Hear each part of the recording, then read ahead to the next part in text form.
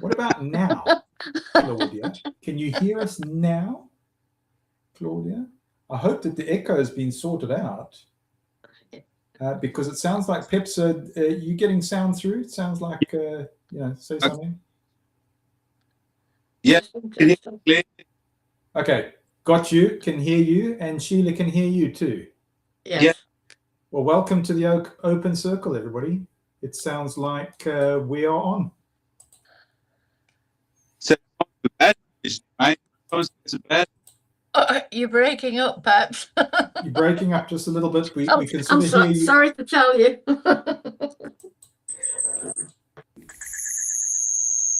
Oh, I can hear like the echo chamber a bit now. Okay, but I think it's all right now. I think it's stable. Yeah. So whatever happened there, Pips, I think it's reset the system. If I speak, it's going to go crazy. No. You sound all right. Oh, cool. It sounds okay. No panic. Okay. Yeah, so look, it takes a bit of getting used to. But yeah, it sounds like it's stable now. Let's just check in the live chat. Slim Chick and Claudia, tell me, is it stable now with Pips going off and coming on? Does it sound like the echo story's been sorted out? And can you actually hear us? Testing 1, 2. Yeah, we can hear you, Pips. I can hear you. Sheila? Yes, I can hear everybody. And you're clear as day. You're clear as day, Sheila. Okay. So, Pips, we're just going to continue, and we'll see what Claudia, Slimchick say. They'll probably chip in just now and tell us, no, you guys sound terrible. You know. Anyway. No, fascinating. Is somebody got a thing on? There's an echo every time we speak. An echo. An echo. Yeah. Yeah, seems all right.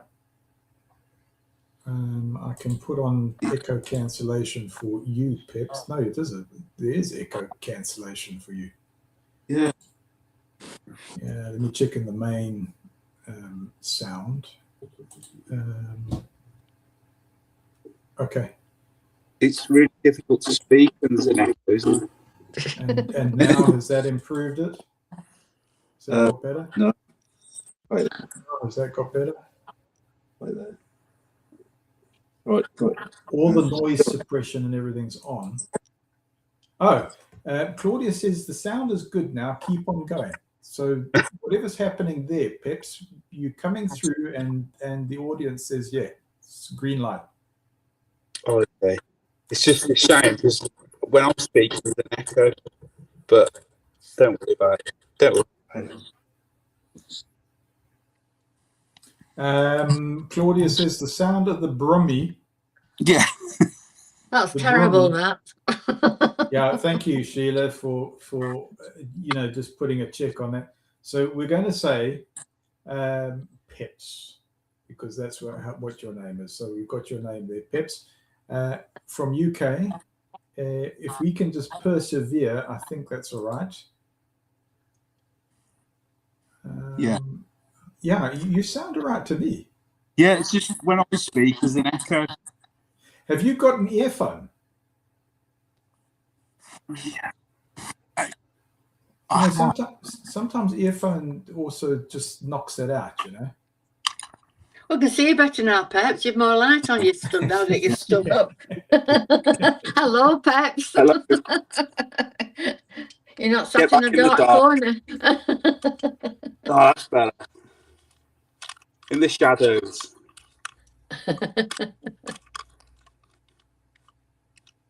Yeah, I have got some headphones, but it's going to take ages to set up. No, well, you take your time, there, Pips. You take your time. And Sheila and I will just sit in quiet silence. Just laughing at some of the comments. Try sign language and waving. Slim Chicks wants us to use cue cards. Actually, I'm not going to try and sorry. You sound like you're at the Wheel Tappers and Shunters Social Club, you know. Yeah,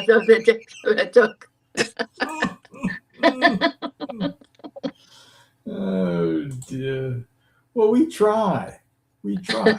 You know, and what's the motive for trying here? The motive is community, isn't it? The motive is community. And I want to say, yes. I was not. Okay.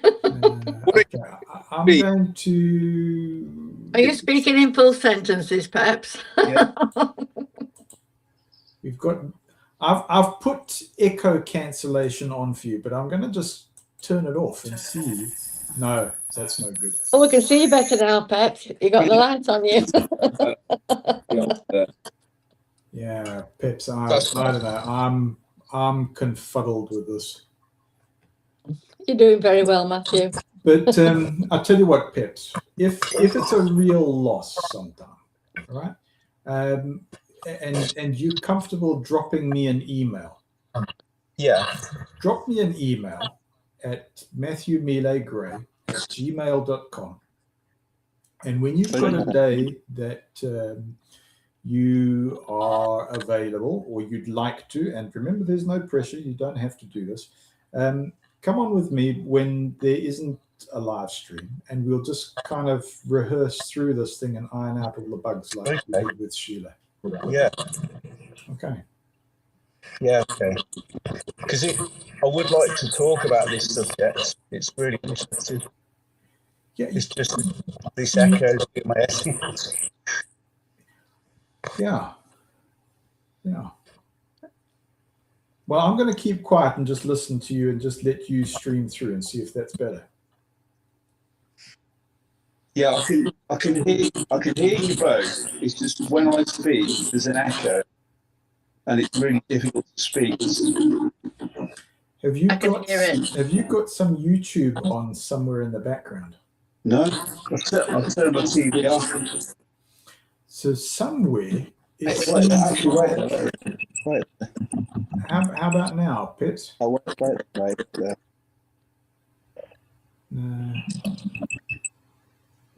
Pips now, if you sort of speak up, does that improve it? You sound like a DJ. Can you hear me now? I can hear you. Claudia says you sound like a DJ. Or maybe I sound like a DJ, I don't know. 1 2 1 2. No, it's still the echo. Yeah, I don't know. There must be sort of like a double loop there, because I'm just going by Sheila. I don't think it's our side, because if it was our side, Sheila would also be having that problem. Yeah. I'll tell you what I can try. If I go and get my iPad and log in from that. Give it a go, Pips. Okay. We'll be here, and Sheila and I will just have a natter. Oh, they're going. Oh, it's sad, isn't it, now? He's going to go and just get his iPad, Sheila, Right, okay. and see if he can log on that way. Yeah. Claudia says that Pep sounds like a DJ in a big hall or lots of echo. Yeah. Look, we're going to try. I think we should call this a Matthew comedy show. Yeah, why not? I mean, or working through technical hitches. Maybe that's what we've got to learn. Yes. Maybe this is part of our growth and development, is going through all this. Well, I was saying that to you. I said, I was looking back on comments from you about 6 months ago or so. Yeah. And you had left a message saying, "Can't hear you, Matt. It's really soft." and I think there was something with adverts. When the adverts came through, the adverts are really loud, and that was lousy. So it was back to the drawing board and just, trying to fix it. So,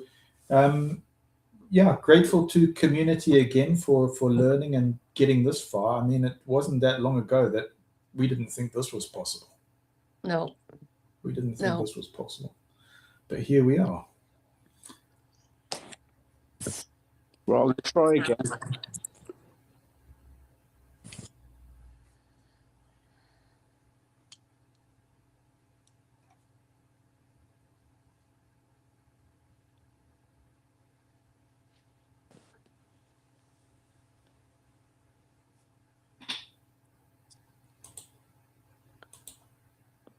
I like talking about quite deep subjects. It's very, very interesting.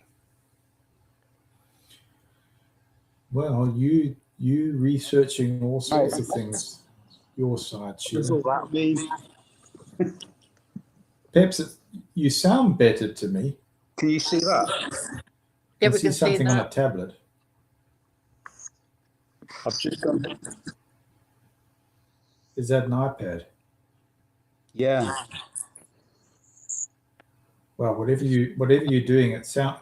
Look, you sound to me like you're okay. Claudia, what's the time there? 11:42. Claudia says you. No, that's an old comment. Says you sound like you're in a big hall. Okay, Claudia still says that you. Now, Mama Susan. Yeah. And Mama Susan, everything's okay. Okay. Thank you, Sue.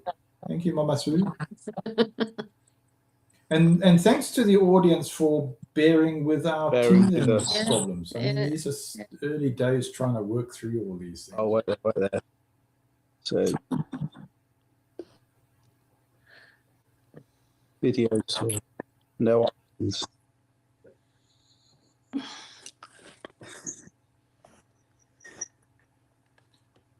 Peps, it's all right if it just folds up.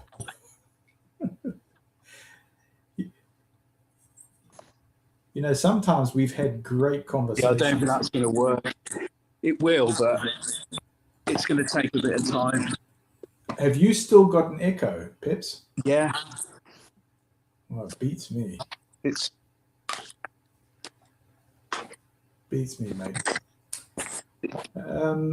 But yeah, if you're comfortable, you know, contacting me via email, send me an email. Yeah, we'll do that.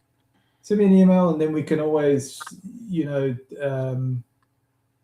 do a little rehearsal thing sometime, or whatever. And try not get despondent about it. I mean, this is part of it, and it's part of the fun, like Sheila says. It's part of the fun. Do you think we could cover this subject another next time as well? Yeah. Or, you know, at least.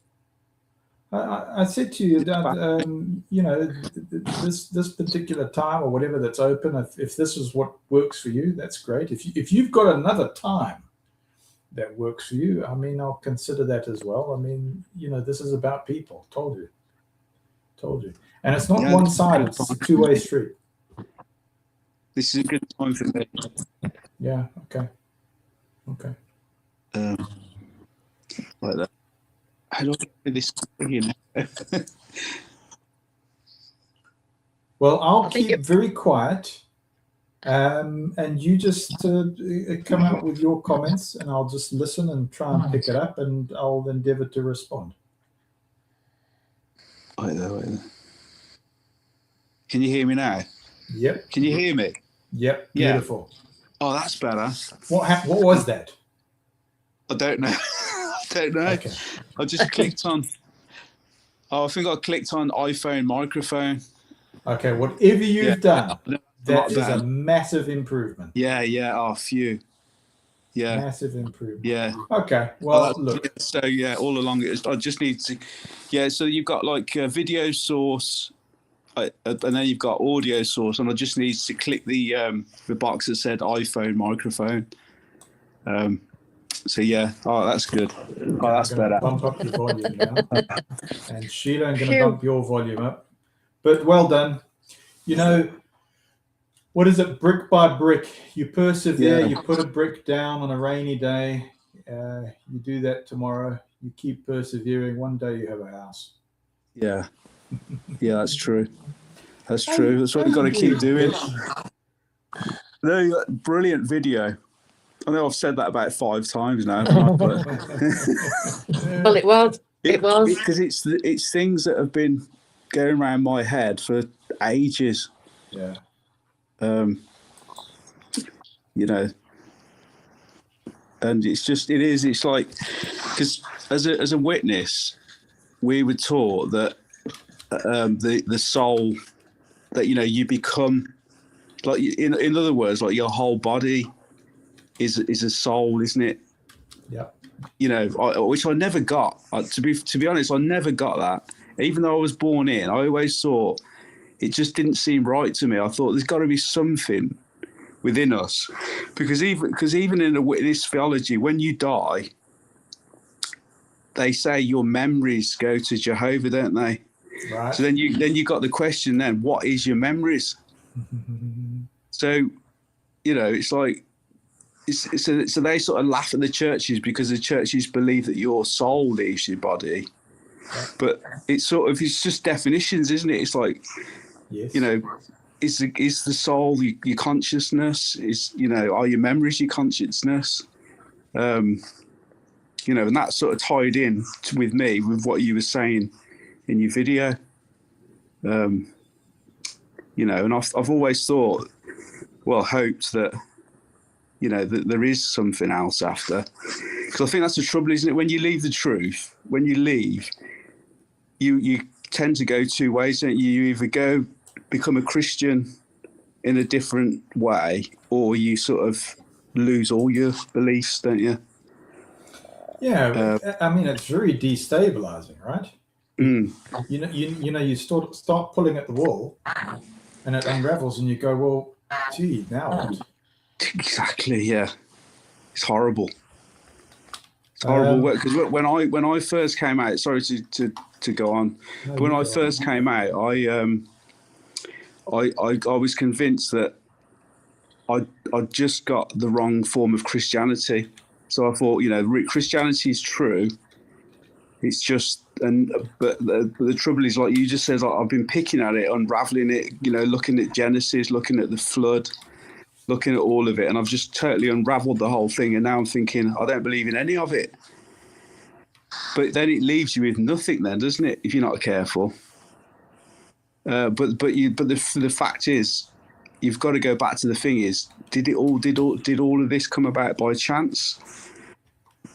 You know, and for me, even if the Bible isn't true, I still think I think life is too amazing to have come about by chance. So, you know, that's sort of where I'm at the moment. But well, yeah. I think you've got pals in the audience here. Pips. Yeah. I think. Oh, definitely. Yeah, you've got a great bunch of people here, and we're not coming through and so we've got all the answers, but it's a great exploration. It's great to be able to explore these things. Yeah, it is. It is. It is just having the freedom, isn't it? Having the freedom to ask these type of questions and not feel, you know, like you're, you know, evil or, you know, whatever. Yeah. It's. I mean, what about you, Sheila? What have you? How do you feel about it all? Have you managed to keep your faith in the Bible and etc.? My relationship with the Creator, Yeah, is sound. yeah, And is some. Yeah. The Bible has been that mixed up and corrupted. I don't believe all of it. right. That's interesting. Well, I listened to Kim and Mikey, and he rants a lot, but I can understand why he does, because he explained more on his last one what he was actually talking about, and I just thought, yeah, I understand what you're talking about now. You're not dissing the whole thing. It's what's coming across. I didn't see his last one, the graduation one. I missed that was Joe and Fran. Oh, I'm talking about Kim and Mikey. That's another channel. Sorry, yeah, I know. Yeah. How long have you been out of it altogether? It's been about 3.5 years. It was during COVID. Yes, yeah. I've been out fully for about 2 or 3 years, but it's been coming on for a good few years. You said about 15 years ago, didn't you? Something like that. It's about 10, 15 years. Well, about 10 years ago, I started to look into things, being prompted by an elder, right? asking me questions and asking me what other translations of the scriptures said. Yeah, yeah, and that's what got you to build up your sort of library of different translations. Yes, Yeah. yes. And then comparing them with the New World Translation and their own Kingdom Interlinear. Yeah. It was only that and their own publications that I actually said bye-bye. Yeah. And when Let said, look at this scripture, read a verse, read the chapter, perhaps a chapter before and the chapter after. So being a good little obedient person, I did exactly that, and I'm out. Yeah. Yeah. And then, of course, it was the child problems. Yes. The And that was corn a on the definite, cob. absolutely. I watched the Australian Royal Commission all the way through. You watched that as it was happening, or did you? No, it was after, because that was in 2015, and it was about 2018 when I watched it. Right. I say still quite a while ago then. Yeah, yeah. So when I sort of like started to ask the elders about it. Did you mention to other people in the congregation that you'd been watching it? You have to be very careful, haven't you, who you talk to? I did mention it at the end, and 3 of my friends came to talk to me about it, because I actually put the New Zealand Prime Minister talking, and he was crying because of the ignoring the children in different institutions and organizations, and he was saying sorry to them for not listening to them and taking notice of them. And I sent that video out to my friends. Yeah. So they came to visit, and I just said, I can't cope with any organisation that's involved in this sort of a thing. I said, and Watchtower is devious. At that, off they went, and haven't spoken to me since. They didn't even try and reason with you to get you back?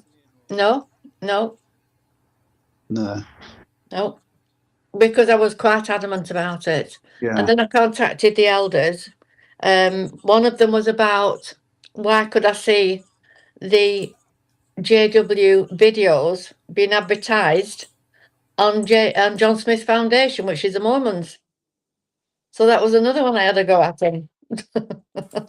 That's new to me. I didn't know that. I Yeah. mentioned that last time, but I didn't. Yeah. Because if you go on the John Smith music Foundation too, wasn't there, Sheila? There was the music as well. Yes. So once I started to ask the questions, I got the elders' visits. They came in twos. Nobody came with the Bible. Or one came with the scriptures. So just at the very end, I just said to the 2 that came, scriptures first, always the scriptures, and off they went. So that was it. So then I sent them a text that I don't want to be associated with any organisation that's involved in the abuse of children or anybody that's vulnerable. Can't cope with it. Don't want that. No, and that's an identifying mark of a religion. Jesus, the ultimate, would have been horrified to have anything like that, wouldn't he? Absolutely. Absolutely. In fact, they would have disfellowshipped Jesus, I think. Yeah. They've already substituted him. Yeah. In the New World Translation. There's no other translation that says that, not even the Kingdom Interlinear. They're ambassadors, but they're not substitutes. It's like a football player. They put them off the field. They've done what they can do, so they put somebody else on in place while Watchtower stood there instead. Yeah. Crazy. Crazy. You have to be slightly rebellious. Yeah, you do. It's and yet all those years we sort of towed the line. Yes. Yeah. But I'm going to say that as humans, there is a lot more breakthroughs. We've got a lot of information in the past 140 years. Yes. And so, yes, although things look like there is crisis and you hear this phrase paradigm shift, I'm going to say, in my opinion, I think we've never been in a better position. I realize with AI and nuclear stuff that, you know, it feels like we're teetering on the edge.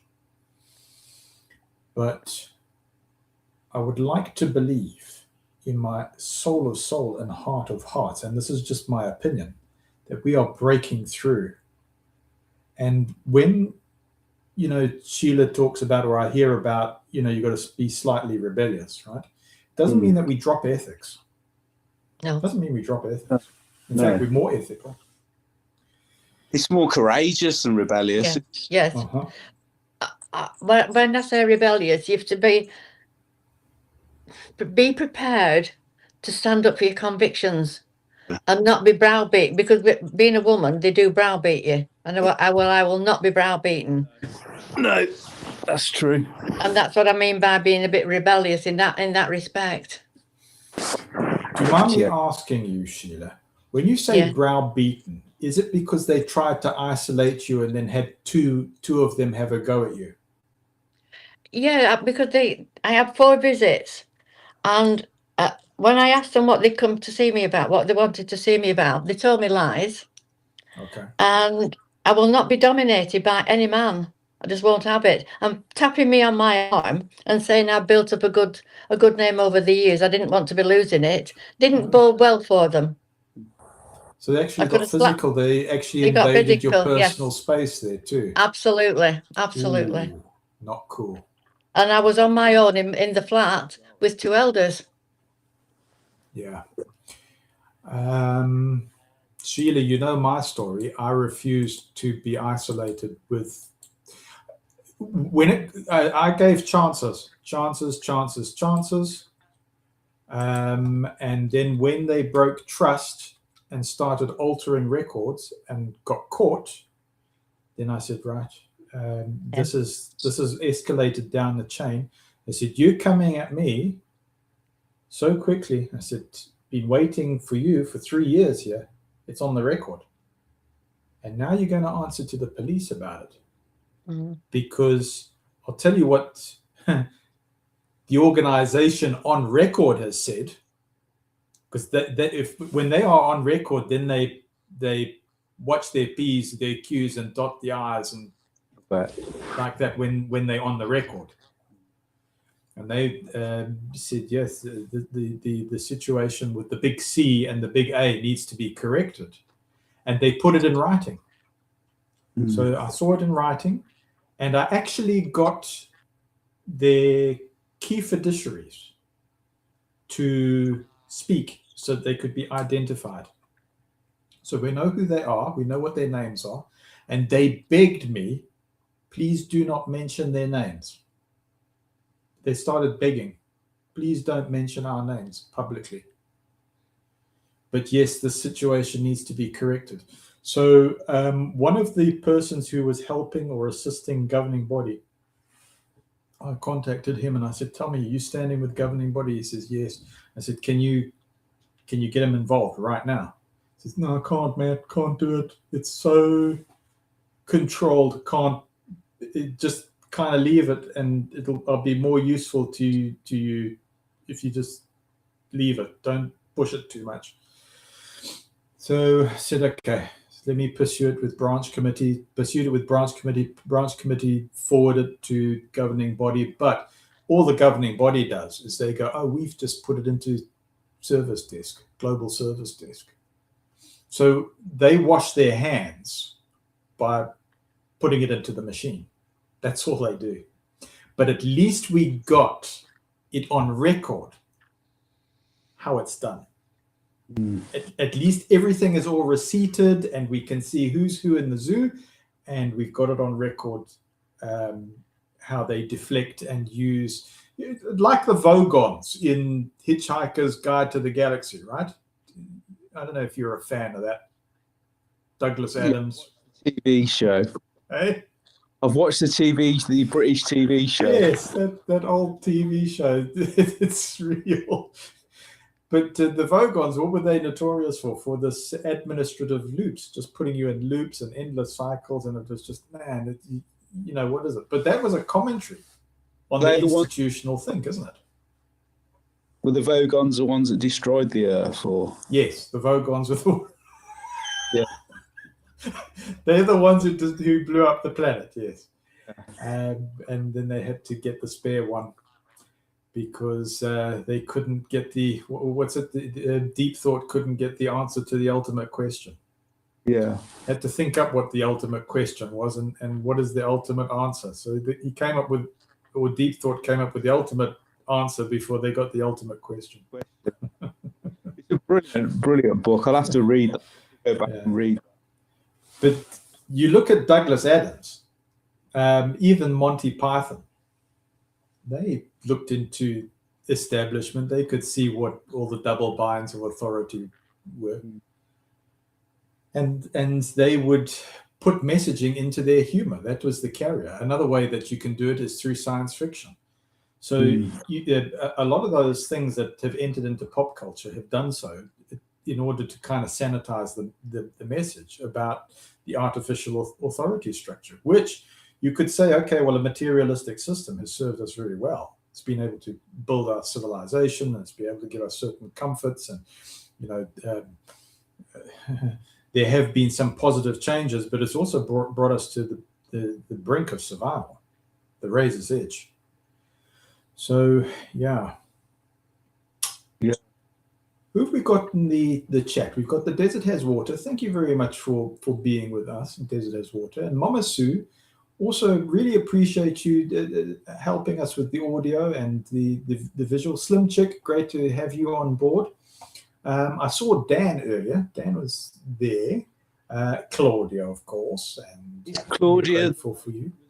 Came on last week. Yes, Claudia came on last week. Yeah. Yeah, she was really interesting. I bet she's got an interesting story to tell. Yeah, she does. It's been contributing a lot to the various chats. But I mean, each one brings in a different facet. Each one brings in a different point of view, and that's all right.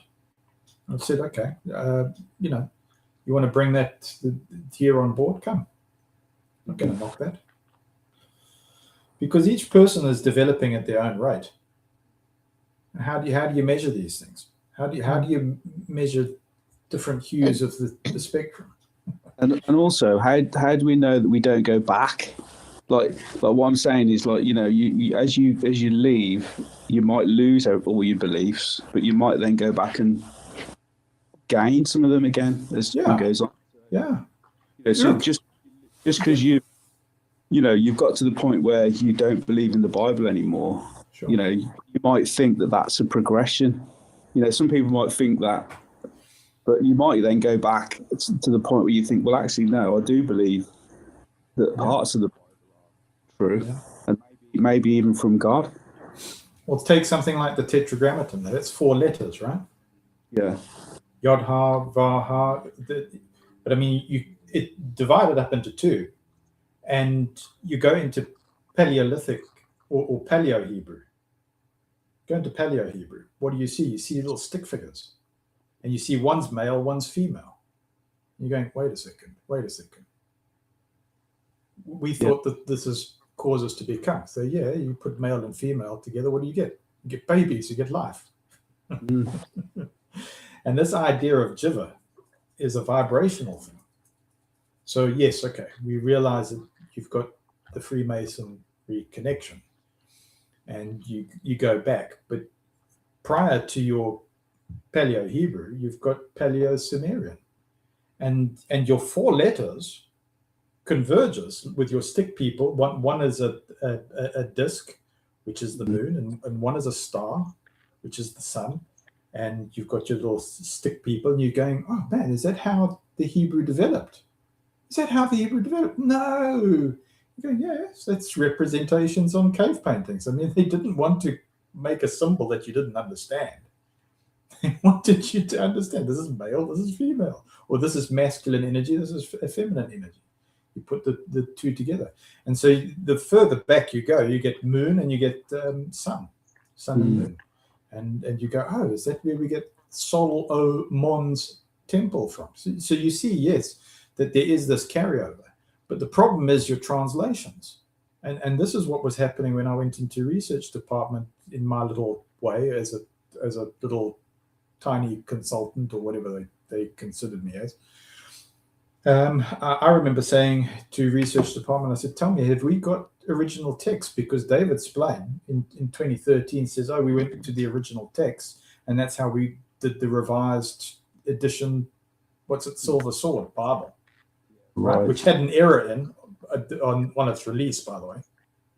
That thing had an error immediately upon release. So I said, well, where are we getting the source text from? Biblica Hebraica and Leningrad Codex. I said, okay, so do we actually have those? I said, no, we've got photographs of them. Ah, okay, so why don't we make those available to the entire world congregation? Because I hear that Jeffrey Jackson has just said that the kingdom interlinear has just been rendered defunct. Can't use it anymore. He's just done a video saying, no, we don't use that anymore. It's on the scratch it off list. You can't order it from the book room anymore. Yeah. And I mean, I was quoting from that, and research department says, you can't quote from it. I said, why not? He said, go take a look at Jeffrey Jackson's statement. He says, you can't use that anymore. That's the only translation, any decent translation they've got, isn't it? Well, if you go to Leningrad Codex and what's it, Biblica Hebraica, which they've got the photographs to you, that you've even got an older source. But the thing is, if you're translating into English, you can't just choose one word for Greek. You can't choose one word. It's rich language. It's really rich. The Hebrew is not rich, but the Greek is. Yeah.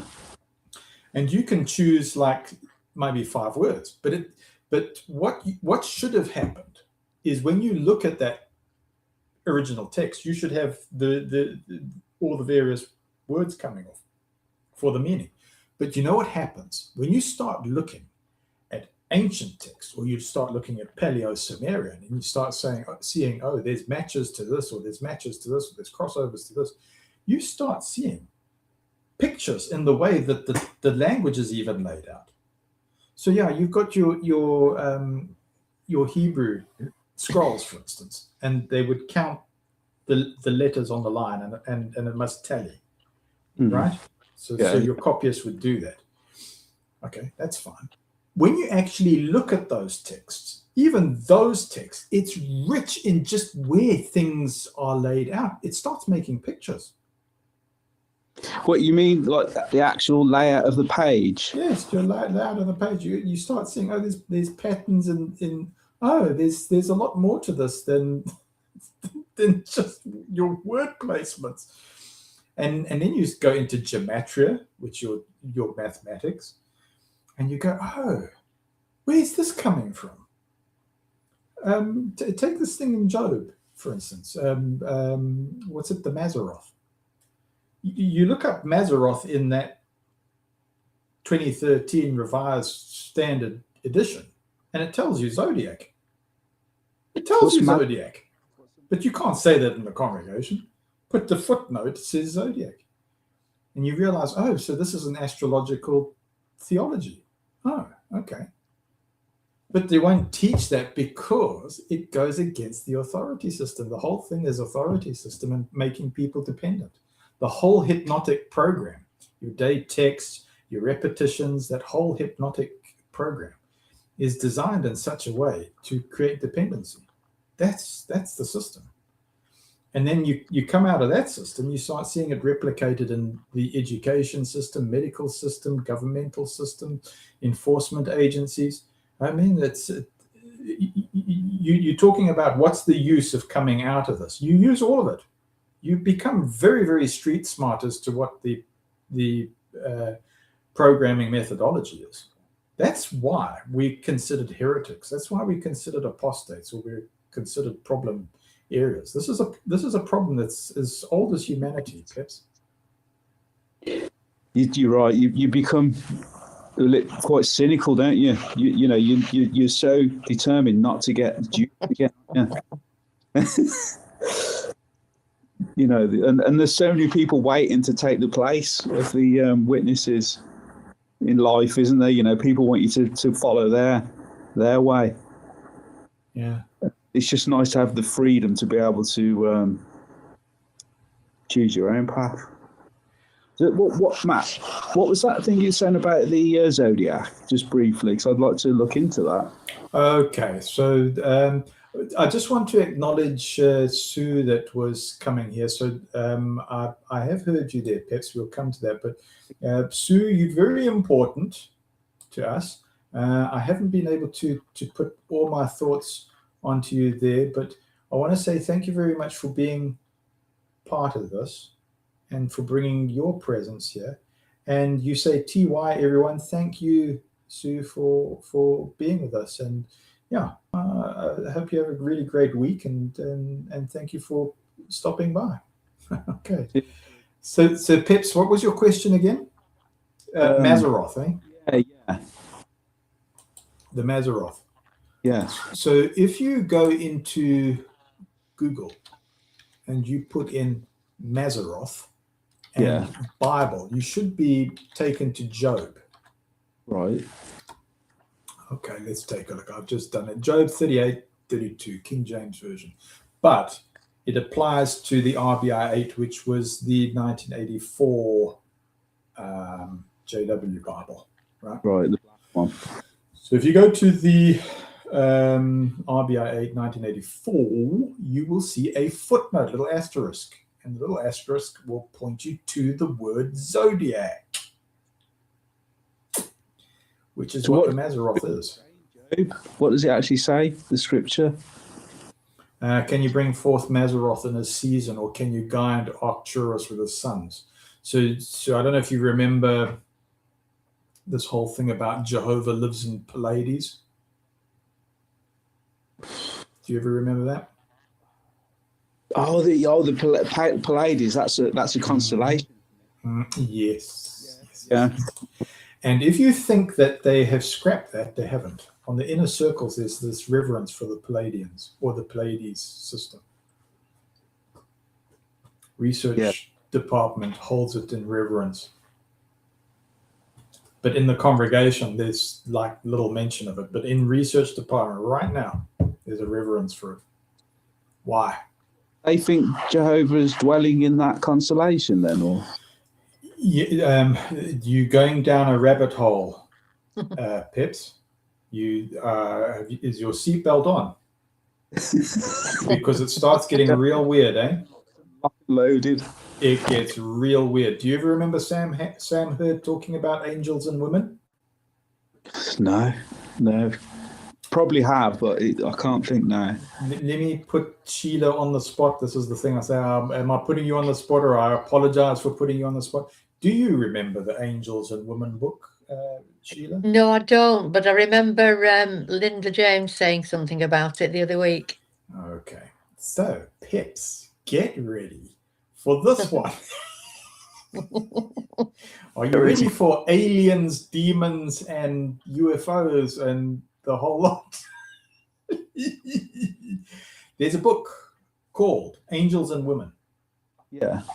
That was produced by the organization. It was produced by Charles Russell. Okay.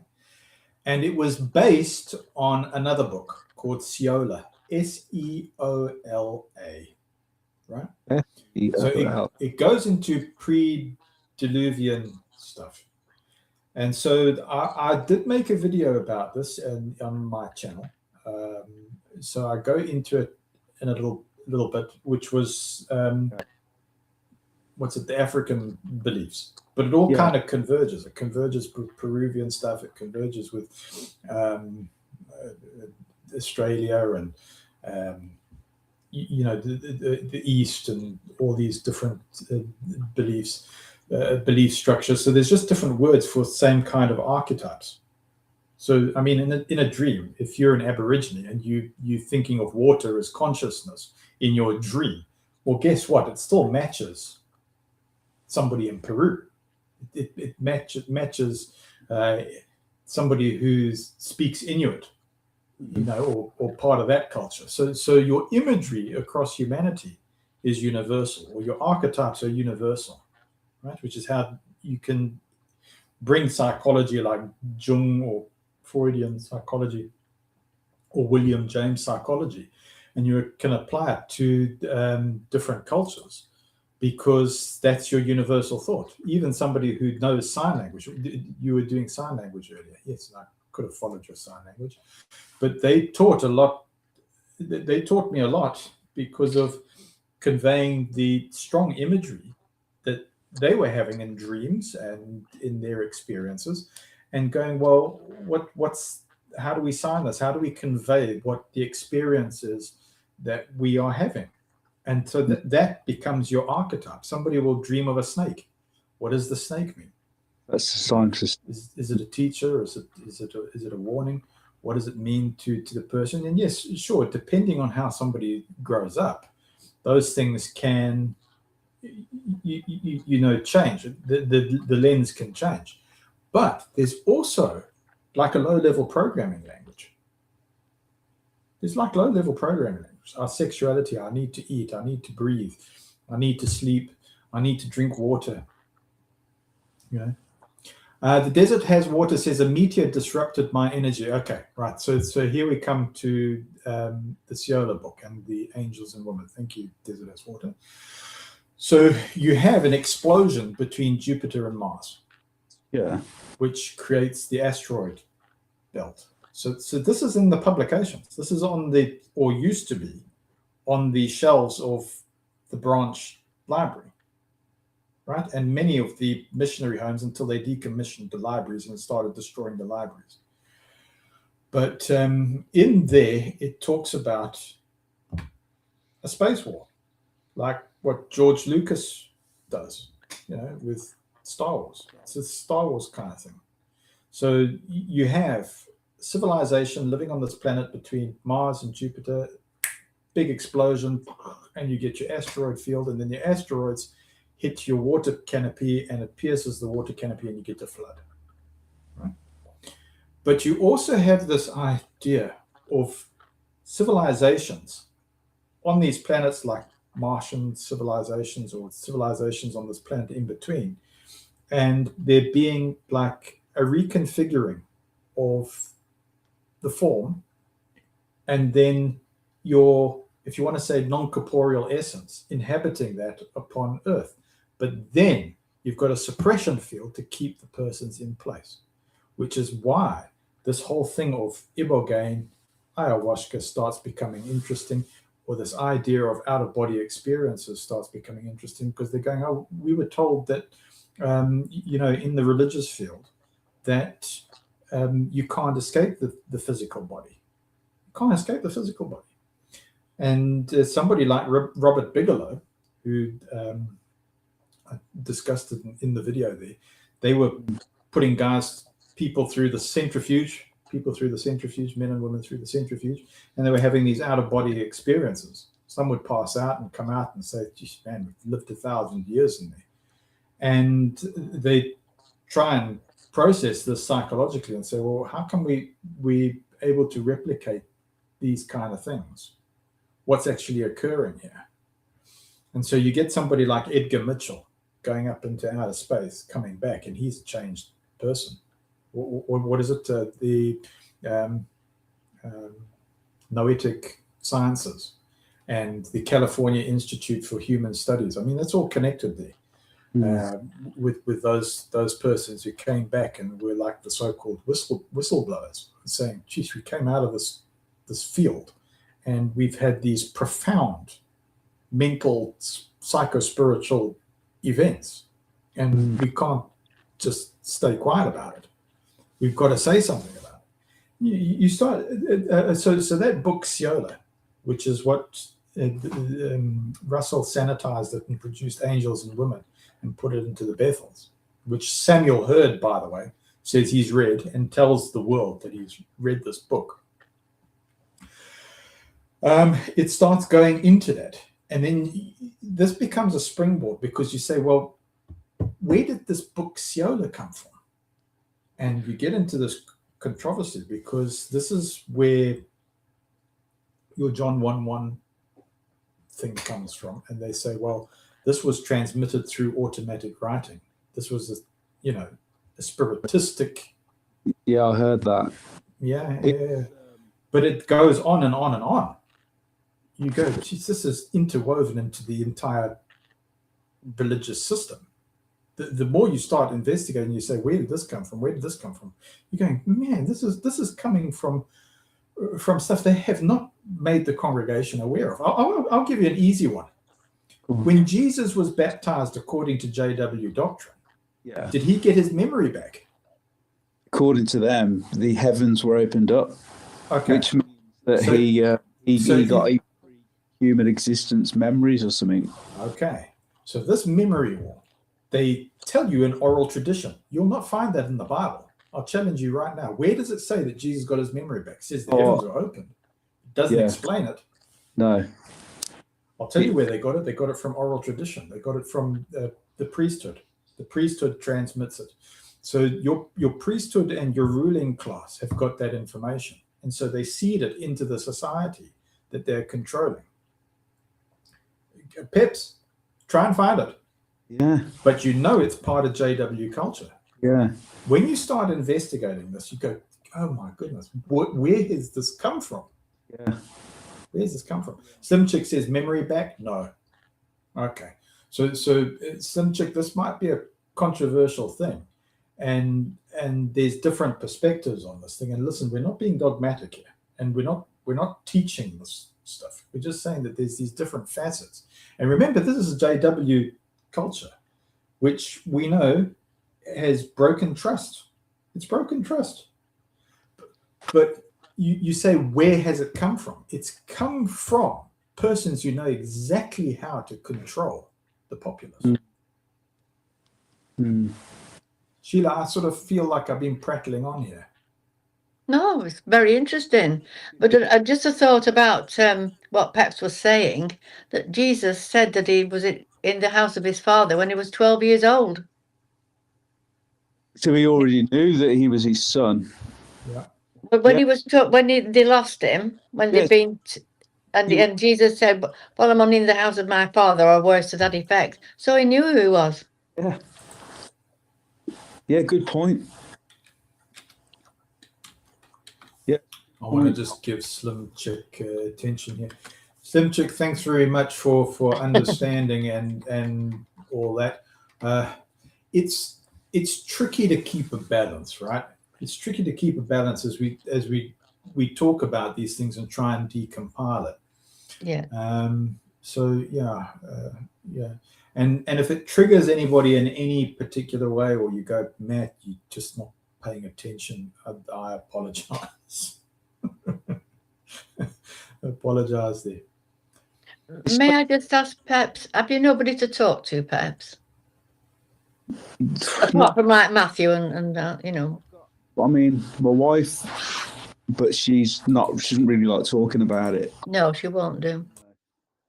And my dad is a witness, and my brother, he's although he's not a witness, he believes the witness doctrine. So he was raised as a witness, Right. but he left when he was very young. Yeah. But he's still, I mean, he's 55-year-old man now, but he still believes. The witness teaching is so pervasive, isn't it? Especially Yes, it is. They get you in the first sort of 10 years of your life. Once they've got that into your head, it's so difficult to get rid of. So It is. left the organisation, but still believe the doctrine. But yes, if you want my email, if you ask Matthew, he can give you my email. Please. Is that all right, Matthew? Yeah, I don't mind connecting you up. Peps, have you ever written to me on email though? No. So No. I mean, if you want to write to Matthew, that's okay. But you can email me if you want. yeah. Thank you. So Peps, my email is as per my name on the channel, Matthew Millet Gray at gmail.com. So as you see my name in the channel, that's who I am. I haven't got a pseudo name. That's me. I'm traceable. Yeah. I just said if I'm going to do this, come and trace me. Come and get me, guys. I don't think that. Yeah, well, I suppose I can give you mine if you want it, perhaps. Yeah, go on. All right. It's all lowercase. Green.Sheila. Right there. I better write this down. Actually, I'll tell you what, I'll get it off Matthew because I'll Okay. But no, and I will email you if that's all right. I appreciate that. Cheers. So Sheila, I don't mind putting it in the chat for Peps if you're comfortable. Yeah. Okay, so Peps, I'm going to do that now because no time like the present. Yeah, that's why it's called a present. See it. It's a gift. So just bear with me. It takes a while for my email to open up. Okay, got it. greensheila@gmail.com. Green.Sheila. If I watch the stream, will that come up? Yeah, it should do. Yeah, because I've some of the streams, like some of the live streams, the comments. That's it. Yeah, it's on the stream. It's on the chat. I'll rewatch that. But here's something else I'll do for you, Peps, because you were sending messages in our video ninja. Yeah. Virtual. Yes. So I'm going to open that up and I'm going to see. Where did you do that? Oh, okay. Toggle the chat. Here we go. So Peps, here it comes. Boing. That's it. Did you get that? Yeah, I've got that. Yeah. Okay, so copy that while the season's good. Right. Yeah, you're welcome to write in. Sheila's given you accessibility, but you can write to me as well whenever you like. And I will endeavor to pay attention. So if look, are Saturdays this time good for you, Peps? Yeah, I'm just going to send that to Sheila right there. Okay. So look, Peps, however your iPad is set up. Yeah. Please remember the settings. What? Let me just. Hey. Let me just. Sorry. Now take your time.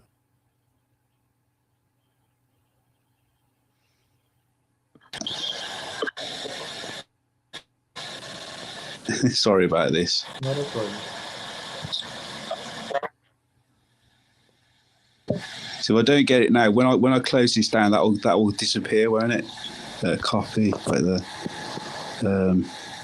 It's like watching paint dry. You know, I'm going to read it out as well. I'm going to really make sure you've got these emails. Yeah, it's saying invalid. Okay, yeah, so here it is. We're going to mark it on the video. So here is Sheila's email. Right, okay. GREEN dot Sheila SHEILA number 7 at gmail.com. Has that come through to you, Sheila? Have you just had an email from me? Yes, it's come through. Yeah, okay, all right. Yeah, and Matt, I know where yours is because you've got a link to yours on your YouTube channel, so I can find yours. Matthew Mealy Gray. I mean, you found your way here, so yeah. So there we go. Well done. Thank you. See, so we've got more than just one brick in the house. We've got almost like a room here. You know, you just need to put a roof on, and you know you can live in it. Yeah. Would you? You know, you mentioned you said there are other ways of accessing. Yeah. You know, like that type of an experience. Yes. What other ways would you say there are other than taking, like through meditation and stuff like that, or? Yeah. So do you remember Tumo? Remember I mentioned Tumo? Yeah. So here's the incredible thing. Guess where I learned that? I learned it from the Gilead instructor. Right. Yeah. Here's another one. You know the chap who looks after or is one of the directors of JW Assets in Ireland. Have you heard about the JW Asset Management firms? I may have. Yeah, he does it. He does it as well. So deep diaphragmatic breath on your vagus nerve.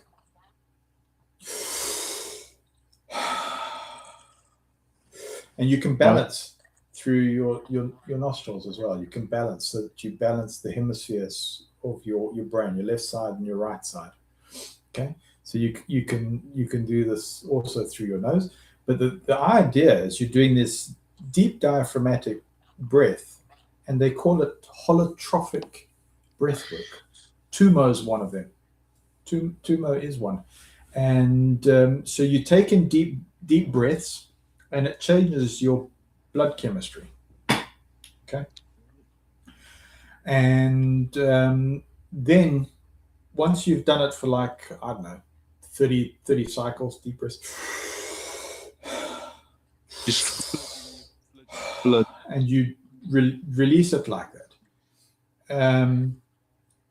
You then get to a stage where your last release, after like 30 breaths, you find that you don't need to take a breath for ages. And you just leave it, not blowing all your air out, just you've blown the air out, there's a little bit of air maybe left in your lungs, but your blood is so rich now, okay, that you can last without breathing for ages now.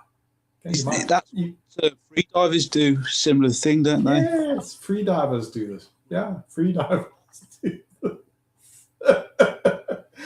Then, when you've now held it and you feel that gasp reflex, you're feeling this gasp. You take in a deep breath and you hold it. Don't breathe out, and then you've got to tighten your posterior, your bum, your glutes. Okay, you tighten that, and you try and force it up your spine to your head, and you'll find that you can have these. You can become quite proficient to get into an altered state of consciousness through that. And you can repeat those cycles several times. You don't just have to do that once. You do it several times. You can get into deeper and deeper states. But here's the warning. Here's the warning. I need to be very clear. Now that I've said it on the airwaves here, I've got to give you the warning. You never, never, never, never do this with water nearby. Never. You never do this where you're standing up or you're in some kind of dangerous place. I would say that you need to have somebody that you really trust with you. Or be laid down. Yeah. To do this, because there've been persons who've injured themselves or gotten into trouble or, done it in a swimming pool. And I mean, it's just tragic what happens.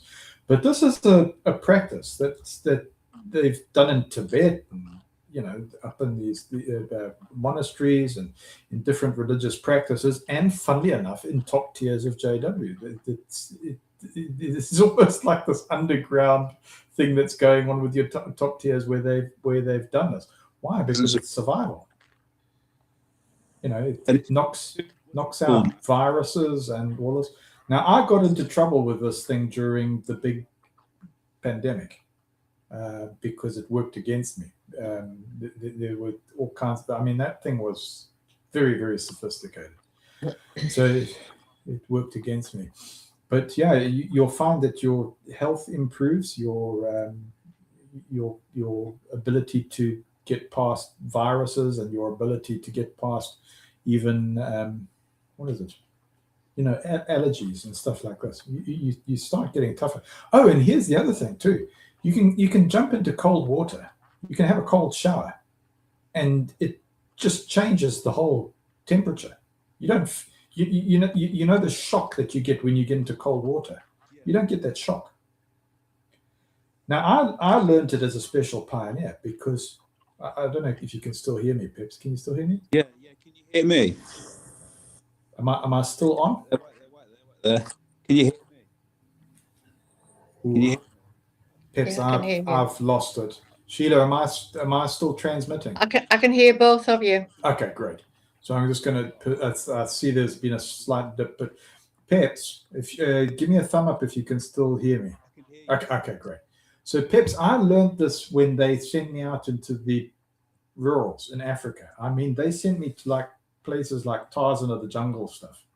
I mean, I was in there deep, no accommodation, having to grow own accommodation, plant sweet potato, 3 months. It was hectic, really hectic. And one of the wherever they sent me, it was always cold water.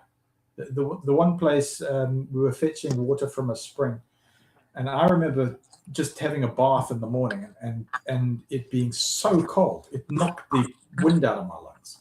And I used to go into a mantra, forgotten Christ, forgotten Christ, forgotten Christ, forgotten Christ, just to get through this thing.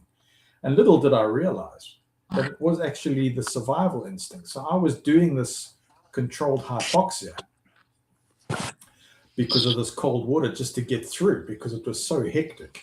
And my body was adapting to the environmental conditions. And I was going, oh, okay, this was interesting. So in a natural way, just from survival, I started learning, oh, this is how this thing works. And it is controlled hypoxia, and it can give you an altered state. And this is why they say, oh, is dimethyltryptamine in the lungs or is it in the brain? Where is it? And the idea is, I mean, you start looking at some of these spiritual practices. This is where you get this thing of raising the chrism, for instance, right? Which is your sacred spinal fluid. So they're going, oh, it enters in through this tiny little place in your cranium, okay? And it gets into what they say is the suprachiasmatic system, where your temples are, right? So dead center, right? Where the hemispheres are. The pituitary pineal gland, and they reckon that that's like a spark plug, where there's piezoelectric current. So that's the reason why there was all of these health eating regulations, pork, abstinence from alcohol for your Nazarites, because this was your sacred sciences. This is what it was. And they were going, oh, when this is energized, you get this release of this dimethyltryptamine. And that's what persons have, like in near-death experiences. When persons, their heart stops or whatever, there's this release of dimethyltryptamine, and they have these life experiences, recalling all of their life and having these deep experiences. And sometimes they resuscitate a person from that, and they come back with these profound experiences, and they say, well, there's your natural release of dimethyltryptamine, which you can still release through some of these breathing exercises. Sheila, am I making some kind of sense, or am I getting incoherent? No, you're perfectly logical. Yeah. So I can hardly hear you, Peps.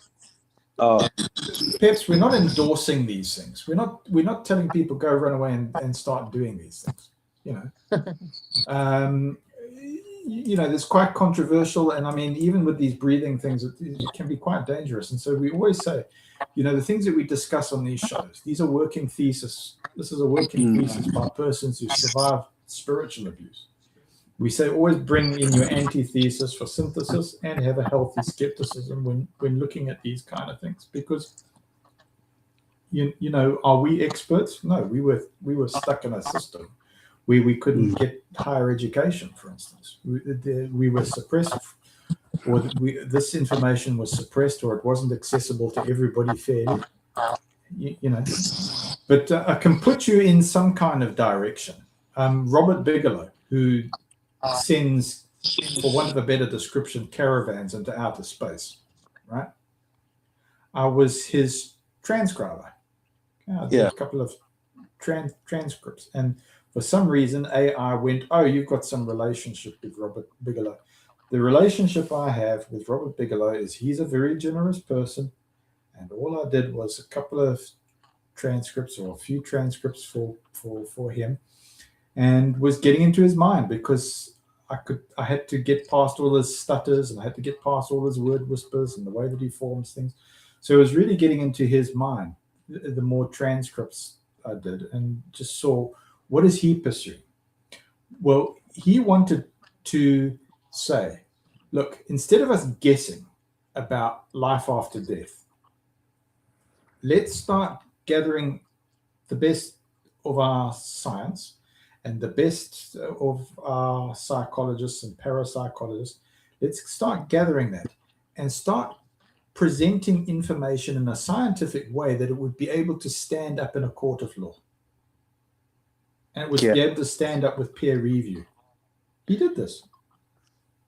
And I had an opportunity to write an essay. And I think the award, not I think, I know the award was $500,000 US, right? One of my friends entered it and he won $500,000. Now, the reason why I didn't do it, because I would be putting in, oh, this is the experience from JW and here's the Bible and this is what it says, and it wasn't going to fly. He wanted what happens with the brain, what happens with this molecule, what's this experience, how does that tally? And it's got to be supported with our best systems to be deemed credible, and then it's got to have antithesis, so you've got to be able to argue against it and say this is where the flaws are, and it's really great stuff. I would say that this is the pioneering front line. After that, Bigelow was interviewed by Joe Rogan. I don't know if you follow Joe Rogan, the podcast celebrity, but yeah, he got on there, and Rogan put him through the mill. I look at that presentation that Robert Bigelow did there, and I'm going, geez, Rogan gave him no mercy. Eh? He put him through the mill on that. But you can access those essays. Bigelow has made sure that for free, anybody on this planet can access those. I mean, he even did these things in leather-bound volumes, and I've got them sitting in Texas somewhere. I just need to collect them. Very generous man, very generous man. But the idea was to get the information out. So you don't need to have the leather-bound volumes to read these things. You can actually go onto Bigelow's website and you can download it. And this is the frontline stuff. These are top-tier psychologists, top-tier scientists. Bigelow didn't mark them. He put together a panel. He shows you how he put a panel together that peer reviewed these things, and how Dr. Jeffrey Mishlove won it. And I think, although the top award was $500,000 US, Robert started giving out other awards for the runners-up. He didn't have to do that, but that's what he did. He started giving out awards because the richness of that information was just phenomenal. And so, pets, we as humanity, we're a lot further on than you may think. Yeah, I mean it. There's incredible stuff that we can have access to. I think of Monroe Institute, and here's the funny thing. You know, guys are struggling to sleep at Bethel, and you know what they do? They shove in binaural beats. And I go, where did you get that from? You got it from the Monroe Institute. This is the whole gateway controversy. So in Bethel, your guys in the know, part of the club, they're using Monroe Institute binaural beats and solfeggio things to get hemisync going, the left brain and the right brain together. They're doing this in the Bethel. Do they talk about it openly? No, you've got to be part of the club. Secret knowledge. Can you hear me? I can hear you, Pips. The echoes are back again. Oh, it's gone back. What's changed? Yeah. I did click on the screen. I think I clicked something. Easy done, Pat. I know. So you can just mess around with it, see if you can, just instinct. You know what? I've got confidence you'll find it. You'll work it out. Yeah. You worked it out before. You'll work it out again. So have you got more streams to do this weekend? Sheila, Matt, can you still hear me? Yeah, I can hear you. Wait. Okay, I've lost you. I can hear you. Can you hear me? Yeah, I can. Sort of. I can see You're breaking up, Peps. Yeah. I can hear Sheila. Yeah. Your Peps is breaking up. Peps, I think we've got a few things against us here. There's a technological thing, but now that you've got the email, let's see if we can work through it, because it's worth getting a clear signal. Yeah. Matt, what's next week's topic? You tell me.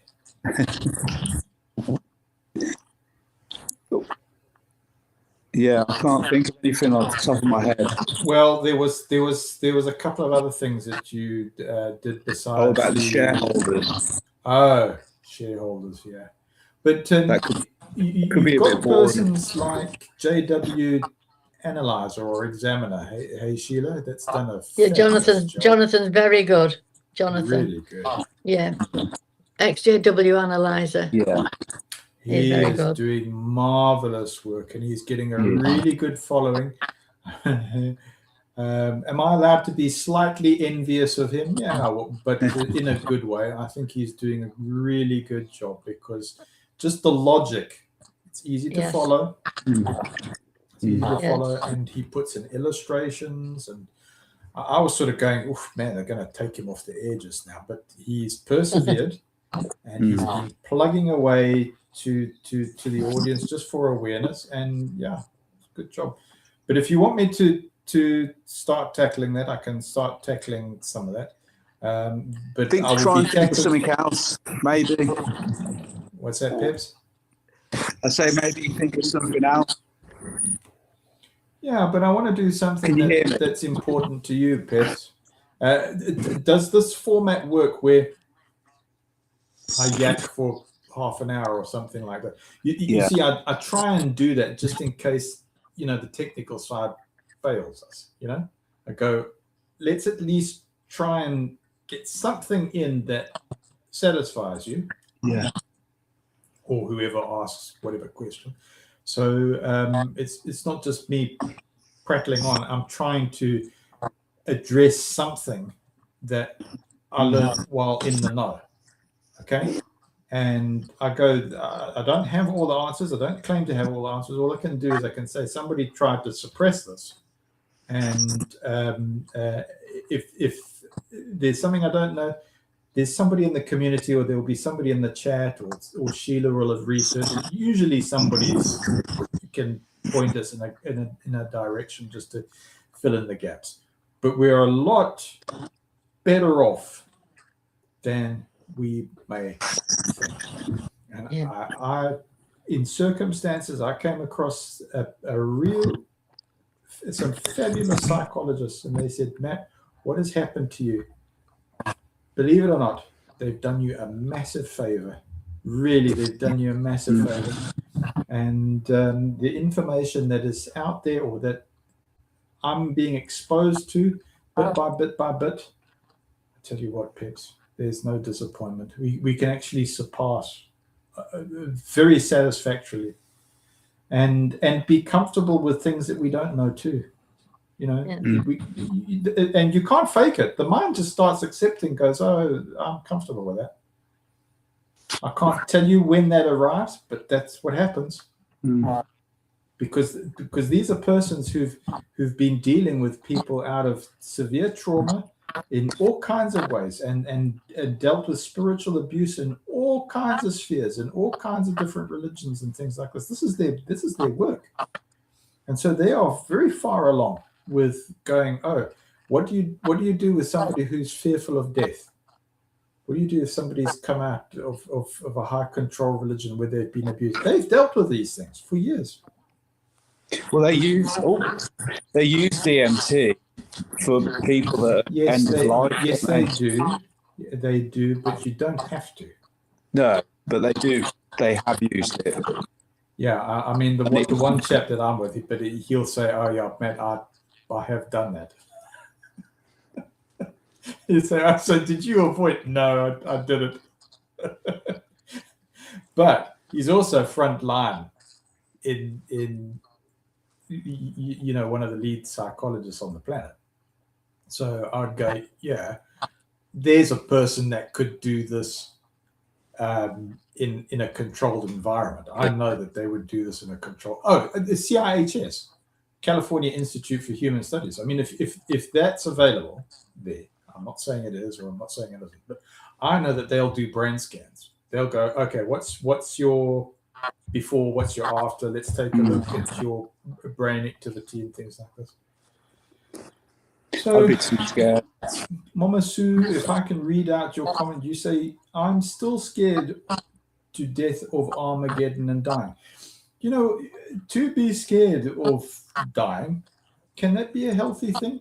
It's going to make us a lot more careful when we cross the road, right? It's going to make us a lot more careful.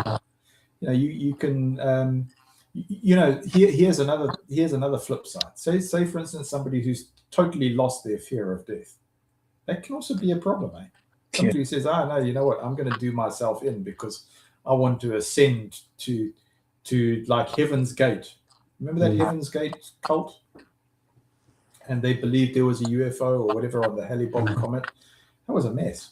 That was a mess. And that, believe it or not, if you trace it down, that gave the remote viewing community a real bad rap, because that's how that happened. That got out of control in a cult type way, and people, unalived themselves in that Heaven's Gate thing. I mean, that's Applewhite. Eh? You've got Applewhite. It's charismatic personality, whatever. So to be scared of death, let's be scared of death. It serves a good purpose. You don't have to be overly scared. I had a dream last night that the witnesses were right. It was frightening. I couldn't catch that, Pips. I said I had a dream last night that the witnesses were right. That they were right? Yeah. It's frightening. That's your own mind. That's your mind. It's terrifying. Oh, but if you could be having Armageddon dreams, right? Yeah. I mean, you can be having Armageddon dreams. I tell you what, Peps, up to you this way. Why don't you write down the dreams you remember? If you have an Armageddon dream, write it down. And you know what? When it comes to dreams, mine doesn't care. It does. Sex, drugs, rock and roll. It does the whole lot. It puts blood there. It puts death there. It puts everything there.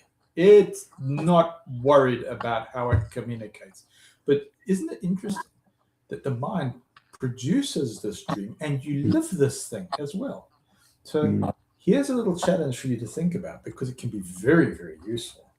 Write down your dream, even if it's an awful one.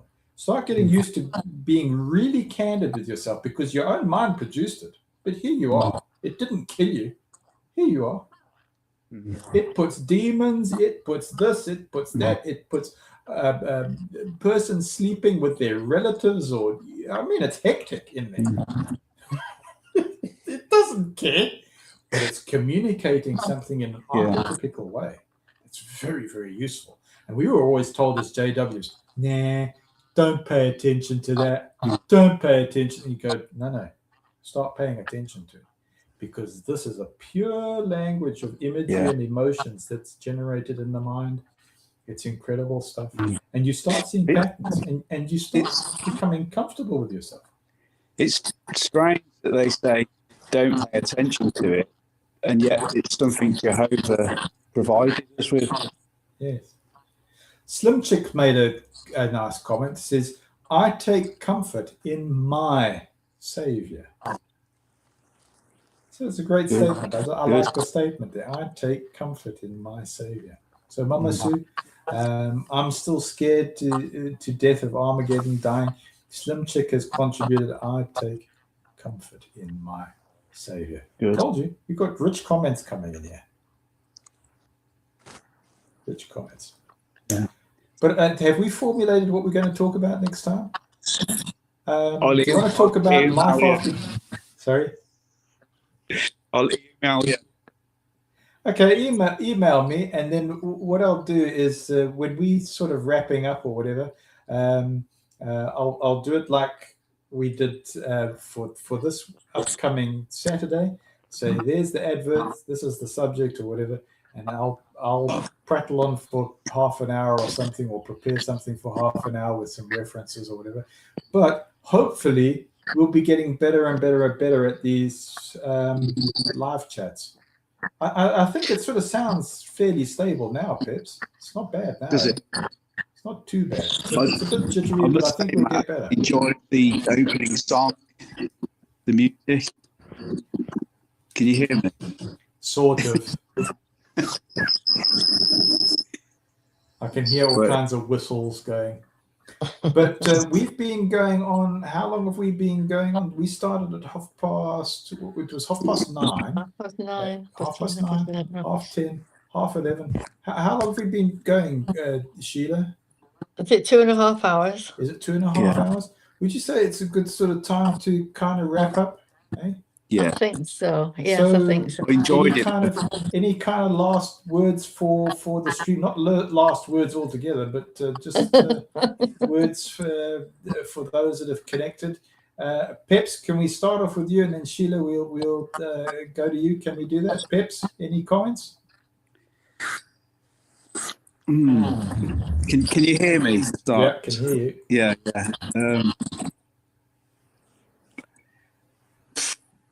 You've put me on the spot. Oh, I have. Okay. So there's your comment. So Peps is on the spot. That's it. That's all I've got to say. Is it my turn now? Okay. Well, Peps, thank you for My brain's not working properly. Oh, thanks for persevering despite all the technical difficulties. I think it was more productive than we thought it was, because we came through. It was very, very difficult. We didn't give up.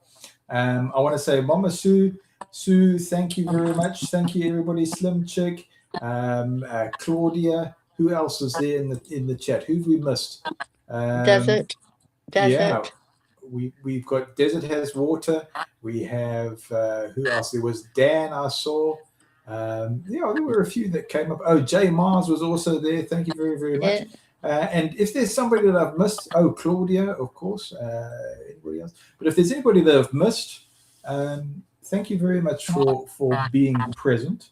Really appreciate it. It's good fun being together, and it's great being able to share like this. What's Sheila's final words? Your turn, Sheila.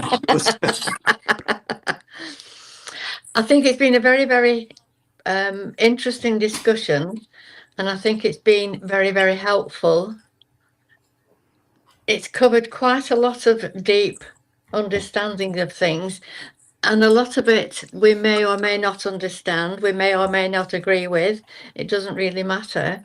But as you're coming out, Peps, because you're still coming out, even though it's 3 years ago, you've got to get your own mind around things, and it's very, very hard to get rid of the indoctrination.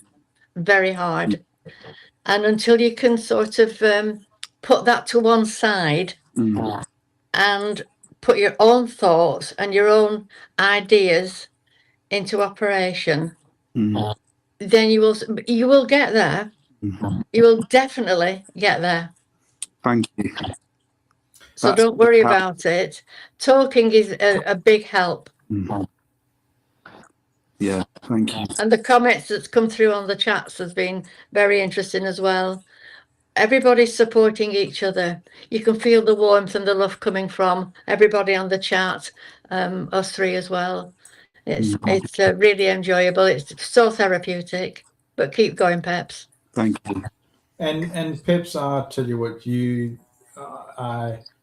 I find real joy in being with you, and I find real joy being with Sheila as well, and just everybody who supports. So thank you very, very much. I really appreciate that. So go well. Have until we meet again, and say, go well and go with blessings. Thank you. Thank you, guys.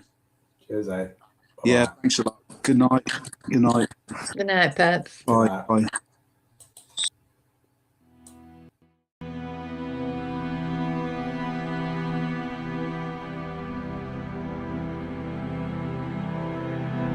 In the heat of battle, every second counts. Dark Agent 7's aggression must be addressed. What's happening?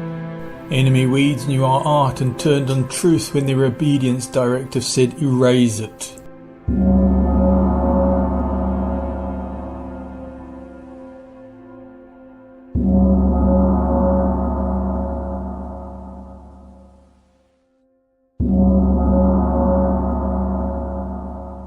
It reminds me of the concept of inauthentic living that psychologist Eric Fromm talked about, where people try to live up to certain societal expectations rather than being true to themselves. Music from exile, truth in metaphor, join the resistance.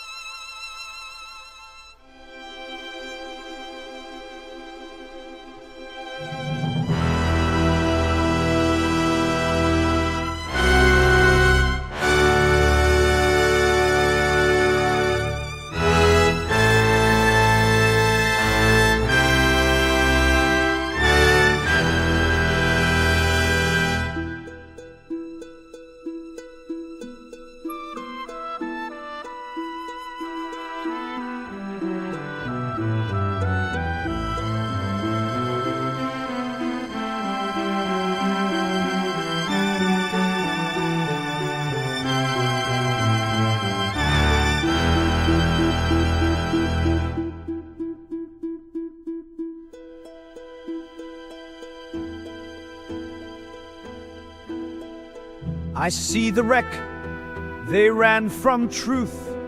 Each open wound was called your proof.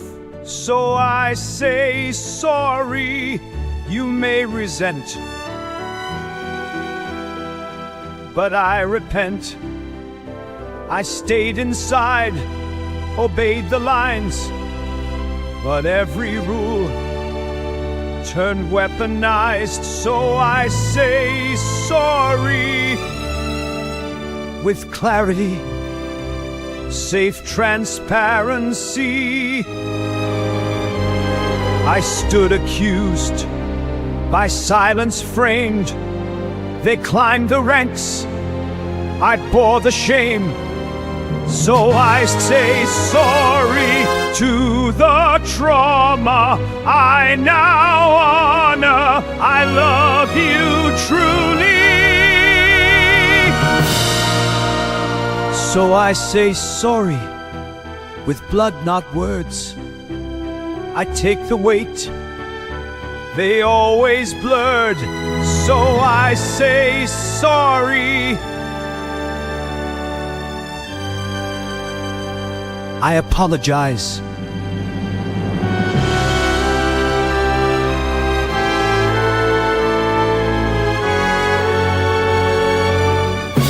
What tore, I restore. I do love you, I do indeed.